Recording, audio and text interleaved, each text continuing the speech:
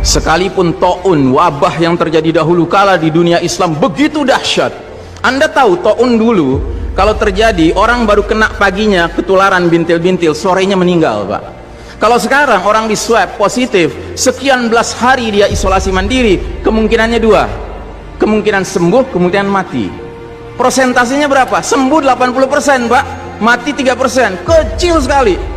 Bukan berarti kita menganggap ringan nyawa orang, tidak.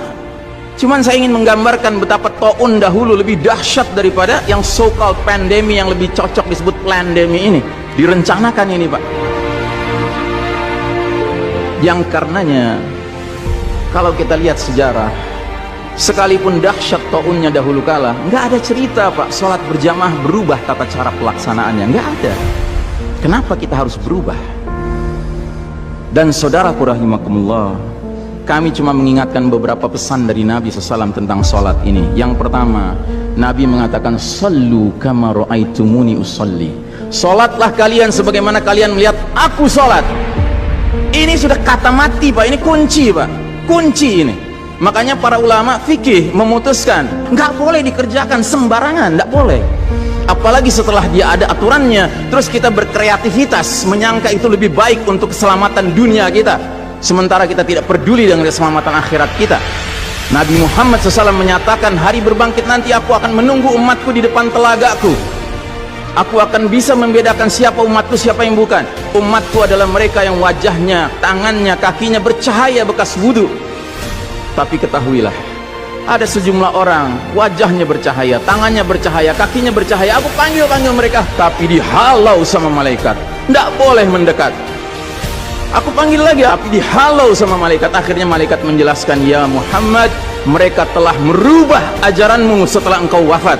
Kata Nabi selanjutnya, menjauhlah, menjauhlah. Nabi nggak mau dekat dengan orang yang berani-beraninya merubah tata cara ajarannya. Dan ajarannya yang paling pokok apa? Tauhid. Setelah tauhid apa? Salat. Dan ingat, salat adalah amal yang paling pertama yang akan diperiksa oleh Allah Ta'ala bagi setiap hambanya. Dan saudara rahimakumullah, saya ingin menyampaikan dua hadis lagi. Satu hadis dari Nabi, la tadaru furujatin lisyaitan. Jangan kalian biarkan celah-celah itu untuk syaitan. Ini Nabi Muhammad SAW yang berbicara, bukan Ihsan Tanjung. Kalau Ihsan Tanjung yang berbicara, Anda boleh tolak, Pak. Ini Nabi Muhammad SAW yang berbicara, yang kita baca salawatnya dengan harapan mendapatkan syafaatnya, dengan harapan boleh meminum air dari telaganya. Jadi kata Nabi apa? Jangan biarkan celah-celah itu menjadi tempatnya syaitan. Hari ini tidak sedikit masjid bahkan memuliakan syaitan, memberi tanda di mana syaitan hendaknya berada. Na'udzubillahi min dzalik. Mau jadi apa kita, Pak? Mau jadi umat seperti apa kita? Ini adalah simpul terakhir, saudaraku. Kalau sampai simpul terakhir ini kita relakan lepas, sudah tidak ada sisanya ajaran ini di muka bumi. Karenanya saudaraku rahimakumullah, bagi saya urusan sholat berjamaah dan tata caranya ini bukan urusan pilihan fikih, Pak. Ini urusannya adalah urusan dengan musuh Allah Ta'ala. Hadis yang terakhir, kata Nabi SAW, innal yahuda qad sami'u dinahum. Sesungguhnya Yahudi sudah bosan dengan agama mereka. Wa innahum qaumun hasadun. Dan mereka adalah kaum yang sangat hasad kepada kita umat Islam, terutama dalam 3 perkara. Satu, raddis salam. Kebiasaan kita umat Islam kalau ketemu saling ngucapin assalamualaikum, dibalas waalaikumsalam. Itu Yahudi nggak senang, Pak. Yahudi tidak senang melihat umat Islam berukhuwah Islamnya. Yahudi nggak senang umat Islam kalau ketemu saling bersedekah dengan senyum, makanya dibikin aturan begini, nggak kelihatan senyum kita. Yahudi nggak senang kita ketemu jabat tangan, rontok dosa-dosa. Maunya mereka begini saja jabatan tangannya. Dari mana ini semua? Yang kedua, mereka hasad sama kita dalam urusan apa? Iqamatis sufuf, dalam tata cara kita menegakkan shaf kita. Ingat, Pak, shaf dikatakan tegak syaratnya 2. 1 lurus, 2 rapat. Bukan hanya lurus tapi renggang-renggang, atau rapat tapi meliuk-liuk. Tidak, harus dua-duanya lengkap. Sehingga Nabi sampai bertanya, kenapa kalian gak bersaf seperti malaikat di hadapan Allah? Para sahabat bingung, bertanya, bagaimana malaikat? Kata Nabi, mereka mendahulukan saf awal dan mereka saling rapat satu sama lainnya. Jadi Nabi itu bangga kalau umat Islam sholatnya seperti para malaikat di hadapan Allah Ta'ala. Harusnya itu menjadi kebanggaan kita juga. dan harusnya kita tersinggung kalau ada pihak yang berusaha untuk mengacak-acaknya. Dan yang terakhir, yang ketiga, Yahudi itu hasad sama kita dalam urusan apa? Dalam urusan umat Islam, di belakang imam sholat wajibnya mengucapkan amin. Makin keras suara amin itu, makin geram mereka.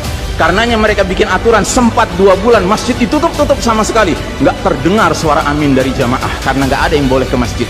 Tapi sekarang setelah dibolehkan, masjid yang bisa muat 2000 orang, cukup 500 orang, cukup 700 orang. Supaya apa? Sekurang-kurangnya aminnya bisa berkurang. Maka sekarang pertanyaan besarnya adalah, untuk siapa kita sholat? Atau untuk mereka?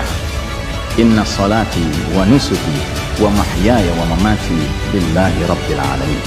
Mudah-mudahan apa yang saya sampaikan tidak membuat bapak dan ibu makan nggak kenyang, tidur nggak nyenyak, tetapi semakin sadar betapa kita sedang hidup di era penuh fitnah di akhir zaman, dan musuh-musuh Allah sedemikian sistematis, sedemikian terencananya membuat kita sadar tidak sadar meninggalkan din kita.